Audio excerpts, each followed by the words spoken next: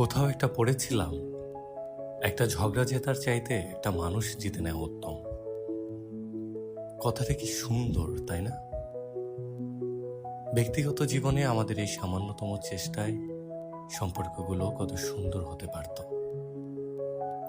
অথচ বরাবরই আমাদের ঝগড়া, রাগ, অভিমানগুলোই জিতে যায়। মানুষকে জিতে নেওয়ার কথাটা কেউ খুব সহজে ভাবে না, তাই দূরত্বটাই আমাদের কাছে সহজ।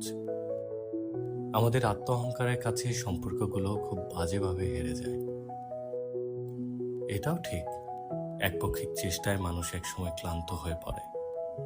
সেও আশা করে কখনো কখনো অপর পাশের মানুষটার থেকে আগে ফোন কলটা আসুক, সরিটা সে আগে বলুক, অভিমান ভাঙিয়ে সে কাছে টেনে নিক।